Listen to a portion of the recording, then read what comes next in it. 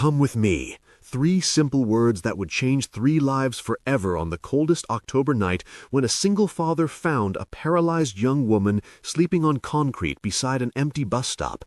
She'd been there since yesterday. He couldn't leave her there for another freezing night. But what happened when he brought her home would prove that sometimes the most broken people create the strongest families. Before we continue, please tell us, where in the world are you tuning in from? We love seeing how far our stories travel. Miss, are you all right? The words cut through the October wind as Jacob Brennan stood frozen outside the 24-hour pharmacy, his truck still running, medicine for his sick daughter clutched in his hand. But it wasn't the cold making him stop. It was the figure huddled against the bus stop across the street, not even on the bench, but on the freezing concrete beside it. The young woman lifted her head slowly. Even in the dim streetlight, Jacob could see she couldn't be older than 25. Her blonde hair was matted, her face gaunt, but her eyes held a wariness that made his chest tighten. "I'm fine," she said quietly, her voice hoarse. "Just waiting." Jacob glanced at his watch. 11:47 p.m.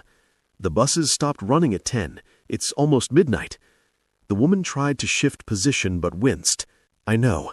I don't have anywhere else to go right now." Those words hung in the air between them. Jacob's hand instinctively went to his jacket pocket where Sophie's fever reducer was getting warm.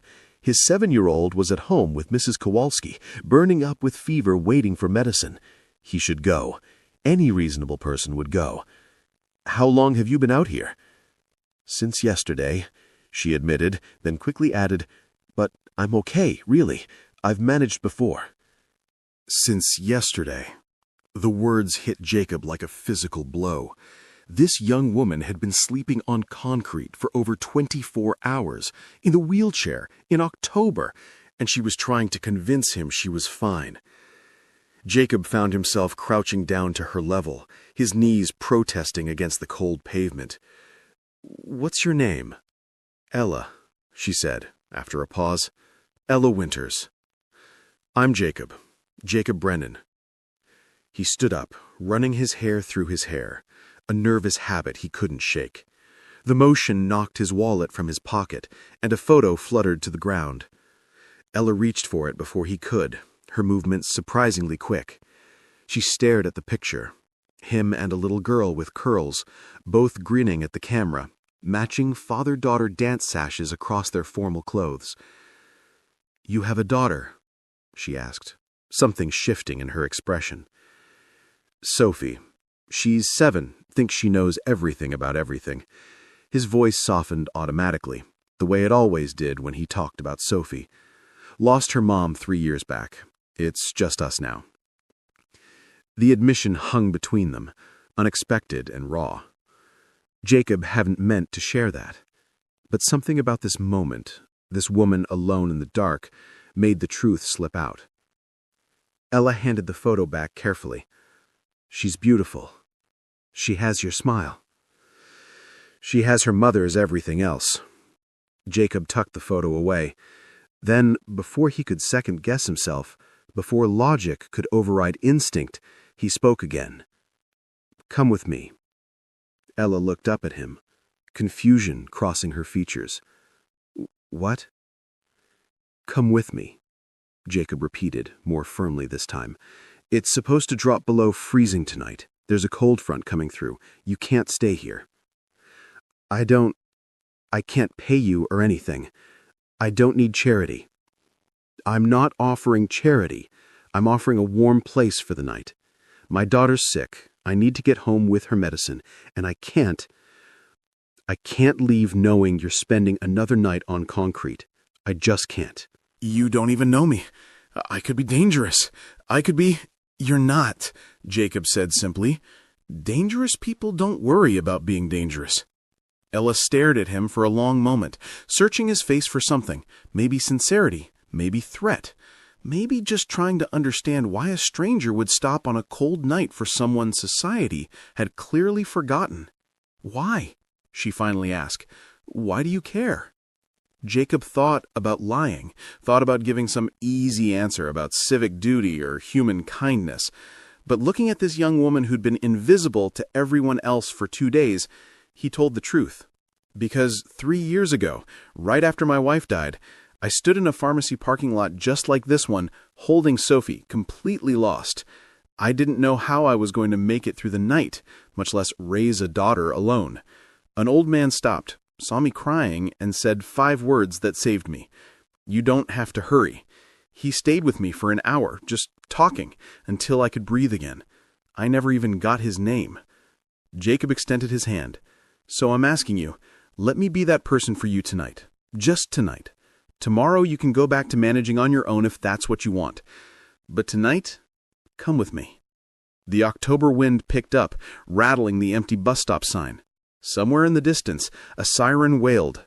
The pharmacy's neon light flickered.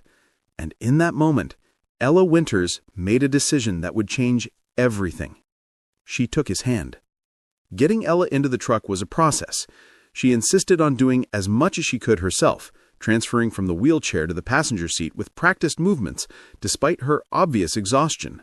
Jacob folded the wheelchair, heavier than he expected, and secured it in the truck bed with bungee cords he always kept handy. "It's not far," he said, climbing into the driver's seat. "About 15 minutes. Ella nodded, her hands clasped tightly in her lap. Now that she agreed to come, the weight of trust seemed to settle on her shoulders. Following a stranger home in the middle of the night, Jacob understood how much courage that took. "Tell me about Sophie," Ella said suddenly. "What's wrong with her?" "Fever and cough. Started yesterday morning, got worse tonight. She's tough, though. Tougher than me most days." Jacob turned onto the main road. "She tried to convince me she was fine because she didn't want to miss school tomorrow. They're doing volcano projects." "Volcanoes?" A small smile crossed her face. "I loved those projects as a kid. Made one with my grandmother once. Baking soda and vinegar, the whole works. We added red food coloring and dish soap. The kitchen was a disaster." It was the first personal thing she'd shared, and Jacob tucked it away carefully. Raised by a grandmother then. No mention of parents. "Sophie's is supposed to erupt tomorrow. She's been working on it for weeks. Paper mache, painted to look like Mount St. Helens. She even researched the actual eruption patterns." He glanced at Ella. "She gets the perfectionism from her mother." "And what does she get from you?" "The stubborn streak and the inability to leave well enough alone," Jacob said, and was rewarded with something that might have been a laugh. They drove in comfortable silence for a few minutes. The heater finally kicked in properly, and Jacob saw Ella's shoulders slowly relax as warmth filled the cab. "Can I ask?" Jacob started, then stopped. "Sorry, you don't have to answer anything." "You want to know about the wheelchair," Ella said. It wasn't a question. "I want to know if you're okay," Jacob corrected gently. "The wheelchair is just part of it." Ella was quiet for so long he thought she wouldn't answer. Then, staring out at the passing streetlights, she began to speak. 2 years ago, construction accident. I was an electrician's apprentice. Good at it, too. There was a scaffolding collapse at the site. 3 stories. She paused. The company said I violated safety protocols. I didn't, but they had better lawyers. Lost the workers' comp case. Lost everything while I was recovering. "That's not right." "Lot of things aren't right," Ella said quietly.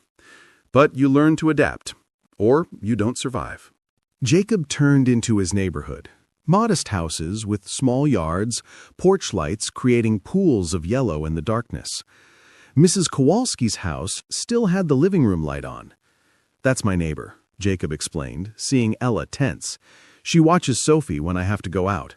She'll probably come over tomorrow to check on us. Fair warning, she'll try to feed you. Resistance is futile." "Are you sure about this?" Ella asked as they pulled into his driveway. There might be another shelter with space, or—" "I'm sure," Jacob said firmly. He came around to help with the wheelchair, but Ella was already transferring herself out, independent, even in exhaustion. The house was nothing special, a 3-bedroom ranch that needed new gutters and had a front step that creaked, but it was warm and it was safe, and right now, that was everything. "Let me check on Sophie first," Jacob said, unlocking the door. "Make yourself comfortable. Kitchen's through there if you're hungry, bathroom's down the hall." He paused, suddenly uncertain. "Is it accessible? I mean, can you—" "I'll manage," Ella assured him. "I've gotten good at managing. Go check on your daughter." Sophie's room was dimly lit by her butterflied nightlight. Jacob could hear her breathing, still congested but more even than before. He touched her forehead, definitely cooler. The earlier dose of medicine must have helped. He gave her the new dose anyway, smoothing her hair back from her face. "Daddy?" she mumbled without opening her eyes. "Right here, sweetheart." "Did you get my medicine?" "I did. And something else.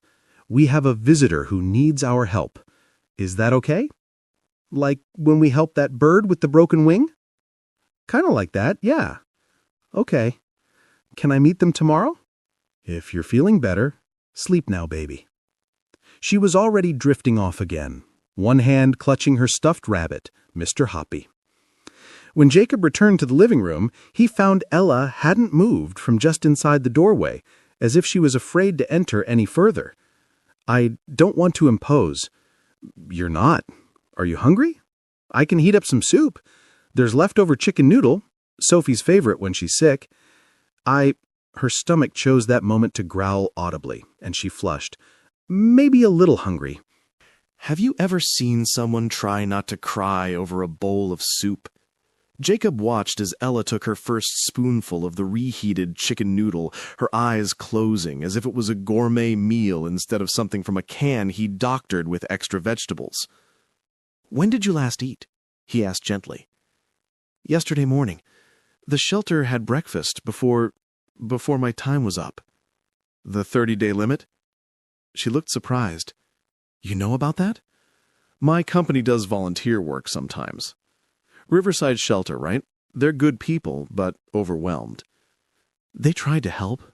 Gave me information about other places, but they're all full or don't have wheelchair access or—" She stopped, took another spoonful of soup. "It doesn't matter. I've slept in worse places." "It does matter," Jacob said firmly. "You matter." The words seemed to break something in Ella. She set down her spoon, her hands trembling slightly. "You don't understand. Nobody just helps anymore.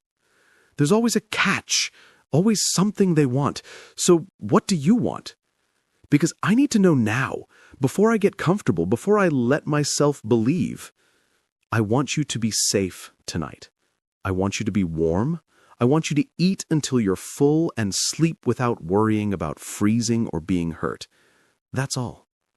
Nobody does that for free. My wife did. Catherine would have had you inside with a blanket and hot chocolate before I even finished parking the truck. She believed in helping first, asking questions later. She would have said it was the right thing to do. And you? What do you believe?" He thought about it. Really thought about it.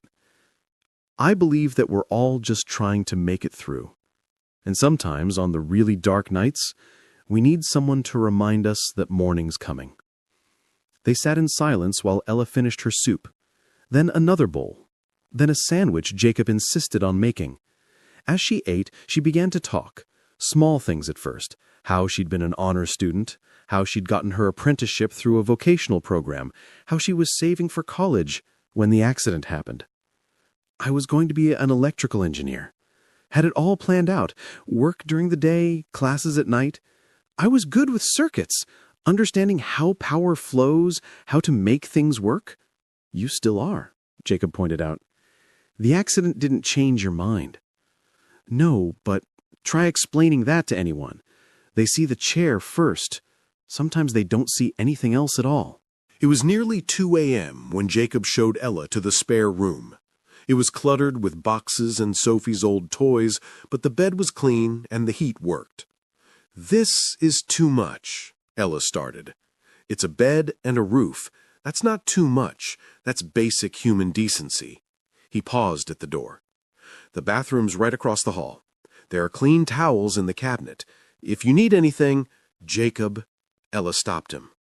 "Why did you really stop tonight? The truth." He turned back to face her. "You want the truth? When I saw you there, I saw every night I felt invisible after Catherine died. Every night I sat in Sophie's room, wondering how I was going to make it to morning. I saw someone who needed to be seen, really seen. and I couldn't drive away from that. Ella nodded slowly, understanding passing between them. Thank you, she whispered. Get some rest. Tomorrow will figure itself out. But tomorrow came faster than expected. At 6 a.m., Jacob woke to the sound of voices, Sophie's high-pitched giggle, and another voice, patient and warm. He found them in the kitchen, Sophie still in her pajamas with bedhead, sitting at the table while Ella braided her hair. "Dad," Sophie announced, "Miss Ella knows how to do a fishtail braid, a real one." "I can see that," Jacob said, trying to process the scene. His daughter, who usually took weeks to warm up to anyone, chatting away like she'd known Ella forever. "She's in a wheelchair," Sophie had informed him matter-of-factly. "Like Professor X. She's already told me about her accident, and I told her about Mom and Mr. Hoppy. Did you know she can fix electrical stuff?" "Sophie, let Miss Ella breathe," Jacob said, starting the coffee maker. "It's fine," Ella said, securing the braid with one of Sophie's purple hair ties. "She's been telling me about her volcano project. Sounds like you have a future scientist here." "It's supposed to erupt today, but I don't think I can go to school," Sophie said sadly, then coughed for emphasis. "Definitely staying home," Jacob confirmed. "I'll email your teacher." "But my volcano!" "We'll wait until you're better," Ella said gently. "Real scientists don't rush their experiments." That first day set a pattern none of them expected. Jacob called into work. He had sick days saved up, and the three of them spent the day in a strange but comfortable bubble. Ella helped Sophie improve her volcano, while Jacob caught up on laundry and bills. It felt, in a word Jacob wouldn't let himself think too hard about, normal. "She's really smart, Dad," Sophie whispered loudly while Ella was in the bathroom, "and she doesn't talk to me like I'm a baby." "I noticed," Jacob said, watching his daughter's face light up in a way it hadn't in months.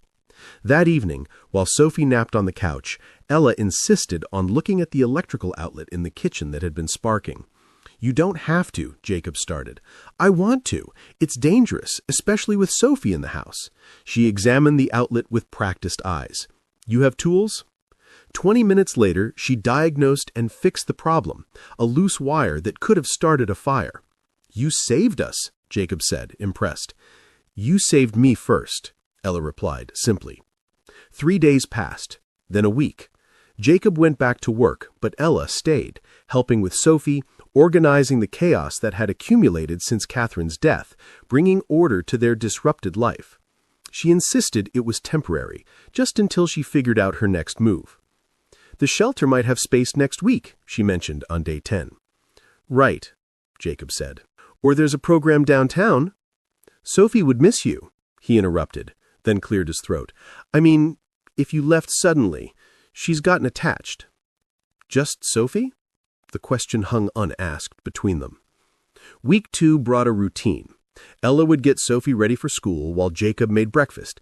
They'd all eat together, like a family, though no one said that word. Jacob would drop Sophie off on his way to work. Ella would spend the day applying for jobs online, making calls, fighting the bureaucracy that came with her situation. "Another rejection," she said one afternoon when Jacob came home early. "They say they're inclusive, but when they hear wheelchair—" "Their loss," Jacob said firmly. "You fixed 3 things in this house that I've been putting off for years." "House repairs don't pay bills." "They do if you're an electrician or an electrical engineer." "I never finished my degree." "So finish it." "With what money? And how?" "Online programs cost as much as regular ones." That night, after Sophie was asleep, Jacob found Ella sitting in the living room, staring at nothing. "Talk to me," he said, sitting across from her. "I'm scared," she admitted. "I'm scared that I'm getting comfortable here, that Sophie's getting attached, that I'm—" She stopped. "That you're what?" "That I'm starting to feel like I belong somewhere again. And that's dangerous, because this isn't mine. This isn't permanent. This is just kindness with an expiration date." Jacob moved to sit beside her on the couch. "What if it didn't have to be?"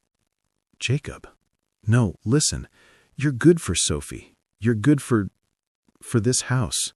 You contribute, you help, you make things better. Why does it have to be temporary?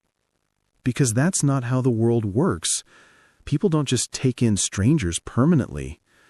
And I won't be anyone's charity case. I won't be the poor paralyzed girl you felt sorry for. Is that what you think you are to us? Isn't it? No, Jacob said firmly. You're the woman who makes Sophie laugh at breakfast. You're the person who fixed the death trap outlet and the leaky faucet and the squeaky door. You're the one who helps with homework and watches movies with us and makes this house feel less empty. Jacob! You're Ella, just Ella. The wheelchair is part of you, but it's not all of you, not to us. The moment stretched between them, fragile and important. Then Sophie's voice from the hallway broke it. Dad, Miss Ella, I had a bad dream. Ella moved first, instinctively. Come here, little one. Sophie climbed onto the couch between them, curling into Ella's side. I dreamed you left, she whispered to Ella.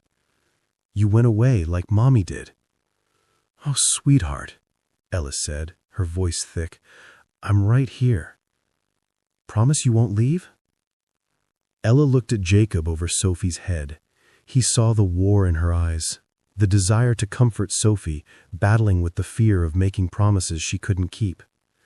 I promise I won't leave without saying goodbye, she finally said. And I promise that as long as I'm here, I'll keep you safe and loved. Okay? Okay, Sophie mumbled, already falling back asleep. Have you ever watched someone realize they're home? Jacob saw it happen to Ella in that moment. Holding Sophie, being needed, being wanted, being family. Week 3 brought the phone call that changed everything. Jacob came home to find Ella crying in the kitchen, her phone on the table in front of her. What's wrong? He was beside her immediately, afraid someone had called about a shelter space, afraid she was leaving. A law firm called, she managed between sobs, about my accident. A witness came forward, someone who was recording a video at the construction site. It shows everything, that I followed every safety protocol, that the company was negligent. That's good news, right? They want to reopen my case. They think I could get full compensation, medical bills, back pay, even money for school. She looked up at him, mascara streaking her cheeks. This could change everything. That's amazing, Ella. But something in his voice must have betrayed him, so she grabbed his hand. This doesn't mean I'm leaving. Not right away. The legal stuff will take months. And even when it's done... She paused. Jacob, you and Sophie saved my life. Literally. I don't know what would have happened if you hadn't stopped that night. You would have survived. You're a survivor. Maybe. But surviving isn't living. You reminded me what living feels like. The legal process was slow, but hope is a powerful thing. Ella attacked it with the same determination she brought to everything. Jacob helped where he could, driving her to meetings, watching Sophie during phone calls, being present in the quiet moments when the weight of possibility became overwhelming. Meanwhile, life continued. Sophie's volcano finally erupted at school to great acclaim. Ella taught her to wire a simple circuit for her next science project. Jacob learned to cook something besides soup and sandwiches, with Ella directing from her chair, laughing when he burned the first attempt. How did Catherine put up with you? She teased. She did all the cooking, I did all the dishes. It was a good system. Well, now you get to do both, Ella said, but she was smiling. Worth it, Jacob said, and meant it. Mrs. Kowalski from next door had opinions, as expected. About time you had help with Sophie, she told Jacob loudly over the fence. That girl needs a woman's influence. Mrs. K, you've been giving her plenty of woman's influence. Not the same, and you know it. That Ella, she's good people, has steel in her spine, and not just the medical kind. 4 months in, Ella started online courses in electrical engineering. She studied at the kitchen table while Sophie did homework, both of them focused and determined. You're a good influence on her, Jacob said one evening, watching them work. She's a good influence on me, Ella countered. She makes me want to be better, to show her that setbacks don't mean giving up. Sophie looked up from her math worksheet. Miss Ella, when I grow up, Can I be an engineer like you? You can be anything you want, sweetheart. Then I want to be like you and Dad, someone who helps people. Jacob saw Ella blink back tears. 6 months. The seasons changed. October's cold gave way to April's hope. The legal settlement was moving forward. Ella would have enough for her own place, her education, a fresh start. "We need to talk," she said one evening after Sophie was in bed. Jacob's heart sank. "You're leaving." "The opposite. I want to stay. But I need to know if that's what you want too. Really want. Not just allowing because you're kind." "Ella, let me finish. I love Sophie like she's my own. I love this house, this life we've built. I love... She stopped, took a breath. "I love this family. But if this is just convenience for you, if I'm just a good babysitter who pays rent, I need to know now." "You're not the babysitter," Jacob said quietly. "You haven't been for months. Then what am I?" Jacob thought about all the ways to answer, the complicated explanations, the careful words. Instead, he told the simple truth. "You're the person I look for when I come home. You're the one I want to tell about my day. You're who Sophie draws in her family pictures at school. You're..." He paused, gathering courage. "You're who I'm falling in love with. Have been for a while now." The kitchen was silent, except for the hum of the refrigerator. Outside, Mrs. Kowalski's wind chimes sang in the spring breeze. "I can't have children," Ella said suddenly. "The accident. There was damage. If you want more kids..." "I want you," Jacob interrupted. "Sophie wants you. We want this family, the one we already have. I'm in a wheelchair. And I snore and can't cook and still forget to put the toilet seat down. We all have our challenges." "Jacob, be serious." "I am being serious. Your wheelchair doesn't change how I feel about you. It's part of you, and I love all of you." Ella rolled closer to where he sat, taking his hands. "I love you too, both of you. But love isn't always enough." "No," Jacob agreed. "But love and choice together, that's enough. And I choose you, Ella. I choose us. Every day. Even on the hard days? When accessibility's a problem or people stare, or especially on the hard days. That's when choosing matters most." 18 months after that cold October night, the settlement came through, substantial enough for Ella to have real options. She could afford her own apartment, fully accessible, close to the university. She could start fresh, independent, free. They told Sophie over dinner, explaining that Ella had money now, that she could get her own place. Sophie's fork clattered to her plate. "You're leaving?"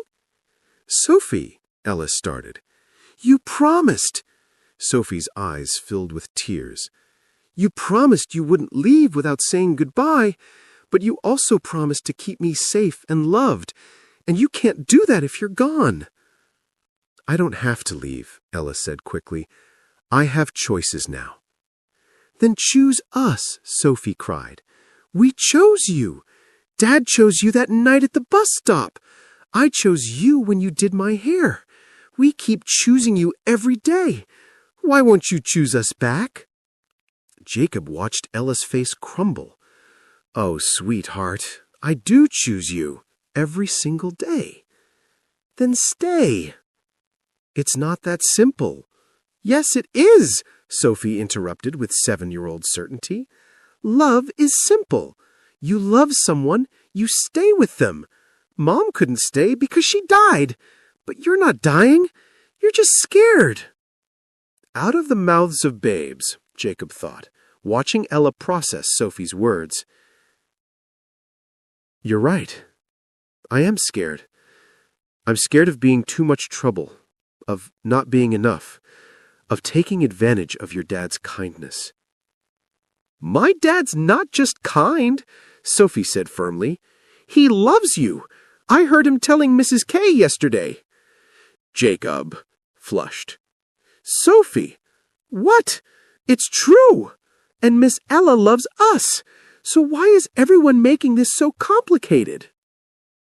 That night, after Sophie had cried herself out and fallen asleep on the couch between them, Jacob and Ella sat in the gentle darkness. She's not wrong, Jacob said quietly. No, Ella agreed. She sees things clearly. So, what do you want to do? Ella was quiet for a long moment. I want to use the settlement money to modify the house, make it fully accessible. I want to finish school. I want to contribute equally to this family. And I want... She paused, vulnerable. I want to marry you. Someday. When you're ready. If you ever are. Jacob's breath caught.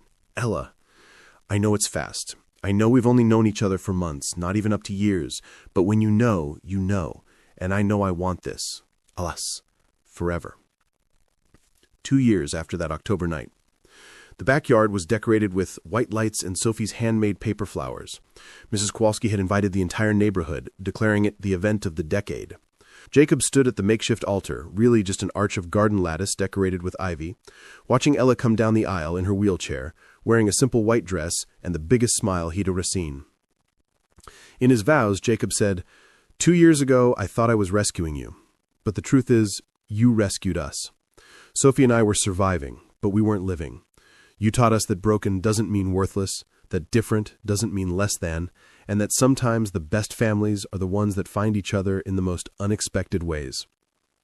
Ella's vows included, to Jacob, who saw me when I was invisible, who offered help without conditions and love without limits. To Sophie, who shared her dad with me when she didn't have to, who taught me that love isn't about being perfect or whole by the world's standards. It's about showing up, staying present, and choosing each other every single day. I choose you both, today and always. Sophie interrupted the kiss to hug them both, declaring loudly, Finally! Now, can we have cake? The reception was in the backyard, nothing fancy. Potluck dishes from neighbors, music from Jacob's old speaker, Sophie teaching everyone the electric slide, with modifications she'd created so Ella could do it in her chair. No regrets? Jacob asked Ella, as they watched Sophie boss Mrs. Kowalski around on the dance floor. Only one, Ella said. What? I wish I'd said yes that first night when you asked me to come with you. Would have saved us all a lot of time. No, Jacob said thoughtfully. We needed the time. To choose each other over and over. To build this the right way. The right way, Ella repeated, smiling. From a bus stop to this. Best detour I ever took, Jacob said, spinning her chair gently to the music. Today, 5 years after that October night, Ella runs her own electrical consulting firm, specializing in accessible design for buildings. Her business cards read, Ella Brennan, CEO. She loves the sound of it, every time. Jacob still works at the plant, but no longer takes double shifts. He coaches Sophie's soccer team and is learning to bake. Badly, but with enthusiasm. Sophie, now 12, is the star of her science class and recently won the district science fair with a project on adaptive technologies that she developed with Ella. Last month, she had to write an essay about heroes for school. She stood at the front of the class and read, My hero isn't someone famous. Actually, I have 2 heroes. My dad, Jacob Brennan, who stops to help strangers even when he's scared and tired. He taught me that kindness isn't just about being nice. It's about taking action when someone needs help. And my mom, Ella Brennan, who proves every day that wheelchairs can't stop someone from standing tall. She taught me that family isn't about blood or about being perfect. It's about choosing each other, especially when things get hard. 5 years ago, my dad made a choice at a bus stop that changed our lives. He chose to see someone who needed help. He chose to act, and that choice gave me my mom. Some people think heroes wear capes or have superpowers. But real heroes drive trucks and fix electrical problems and make terrible pancakes on Sunday mornings. Real heroes say, "Come with me," to strangers and mean it. Real heroes choose love over fear every single day. Sophie got an A+ on the essay. But more importantly, she asked to read it at Ella's company's 5th anniversary party last week. There wasn't a dry eye in the room, including Ella's and Jacob's. That night, as they tucked Sophie into bed, yes, she still liked being tucked in sometimes, she asked them a question. "Do you think Mom knows?" "Knows what, sweetheart?" Jacob asked.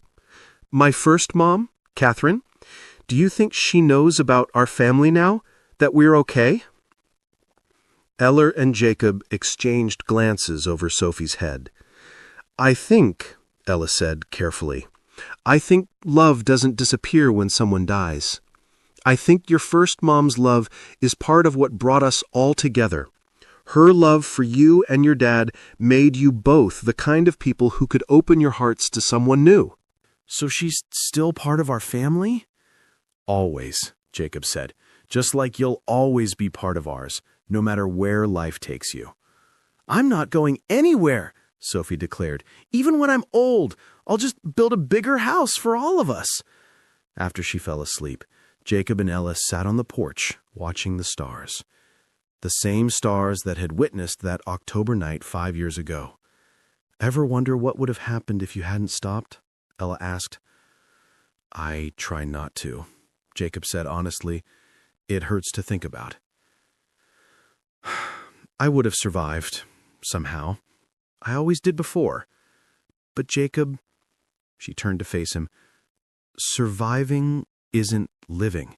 You didn't just save my life that night. You gave me a life worth living." "You gave us the same thing," Jacob said. "Before you, Sophie and I were just going through the motions. You brought light back into this house." "We saved each other," Ella said simply. "The best rescues work that way," Jacob agreed. They sat in comfortable silence, the autumn air crisp around them. October again. Their month. Their beginning. "Jacob." "Yeah?" "Thank you for stopping, for seeing me, for everything." "Ella?" "Yeah?" "Thank you for saying yes, for coming with me, for staying." A car drove by, its headlights briefly illuminating them, two people who'd found each other in the darkness and chose to step into the light together. Somewhere across town, someone else might be sitting at a bus stop tonight. Someone else might be driving by, wrestling with whether to stop. Someone else might be one moment of kindness away from a completely different life. But that's the thing about kindness. It multiplies. Sophie had already started volunteering at the shelter on weekends, bringing her friends along. She'd organized a wheelchair basketball game at school to raise awareness. She'd stood up to bullies who used words like crippled or invalid. Everyone's dealing with something, she'd say, wisdom beyond her years. Some people's struggles just show more than others. And Ella? She employed 6 people now, 2 of whom also used wheelchairs. She'd created a scholarship fund for students with disabilities studying engineering. She spoke at schools about resilience, about adaptation, about the power of not giving up. But mostly, she just lived. Fully. Completely. Joyfully. She lived in the house with the modified ramps and the widened doorways, and the kitchen island at the perfect height for her chair. She lived with the man who saw her not as broken, but as whole. She lived with the daughter who called her mom and meant it with every fiber of her being. She lived with the knowledge that the worst thing that ever happened to her, that accident, had somehow led to the best thing. Not because suffering has meaning, but because people give meaning to suffering through their choices. Jacob chose to stop. Ella chose to trust. Sophie chose to love. And together they chose to build something beautiful from the broken pieces life had handed them. It started with 3 words on a cold October night. Come with me. 3 words that meant, you're not alone. You matter. You're seen. 3 words that became a bridge from despair to hope, from loneliness to family, from merely surviving to... If this story touched your heart, don't leave silently. Subscribe to Souls Connecting Tales and stay with us for more moments that remind us what it means to be human. Leave a comment and share your thoughts. Your words might comfort someone who needs them more than you know. And if you felt even a spark of hope today, give this video a like, because sometimes a small act of support can change everything.